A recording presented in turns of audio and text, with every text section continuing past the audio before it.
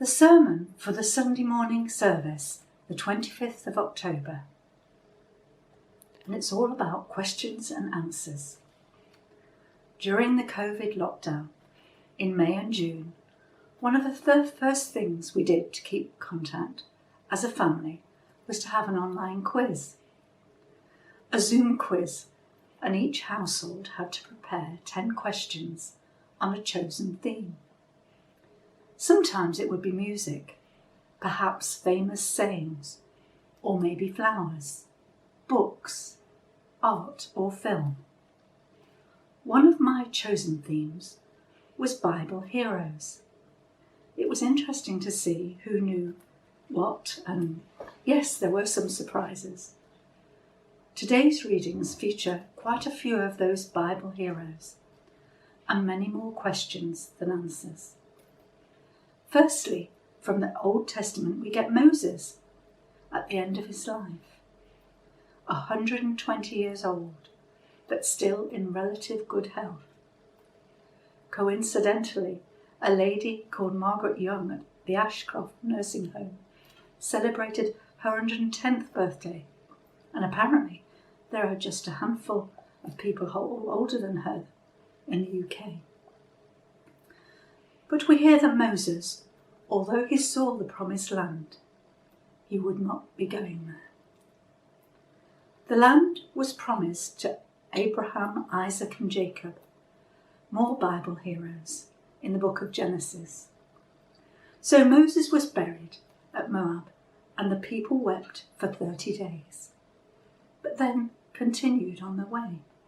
They followed Joshua, son of Nun, just as the Lord had commanded Moses that he should. Nevertheless, Moses acknowledged by all of Israel to be a prophet like no other, because of his awesome deeds and the power that God had shown to the people. David, the shepherd boy who became king, is also mentioned because of the questions posed to Jesus in the New Testament. This all came about because the Sadducees and Pharisees began asking questions, not the quiz, fun type of questions, but the I'm going to catch you out sort of questions.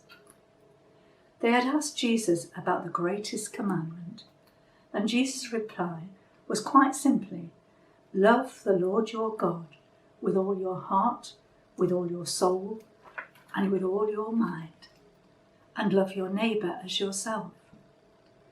All the other commandments spring from these two. Therefore, if we think, what shall I do? The answer is right there. Do the thing that shows your love for God and for your neighbour. The question that Jesus asked them was, whose son is the Christ? And may have seemed straightforward to the Pharisees, as they were experts in the law and the prophets. The Christ would be born of David's line, one of David's ancestors.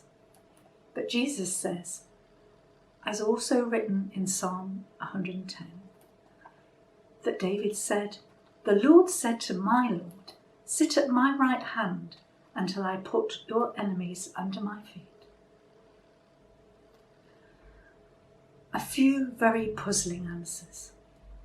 Many people have given explanations. Was David making reference to his son Solomon, who would be king after David? Or was it that he, Jesus, was talking about his own position of waiting for the time to be born, time to live, and time to die, and then to rise again and become, once again, seated at the right hand of God? Some questions are far too hard for me. The Pharisees backed away, but then they made plans to trip up Jesus in other ways. At another time, they did not see the answer that was standing in front of them. For us, the better way is to stick with that greatest of commandments. Love the Lord your God with all your heart, with all your soul, with all your mind, and love your neighbour as yourself, just as Jesus said we should. Amen.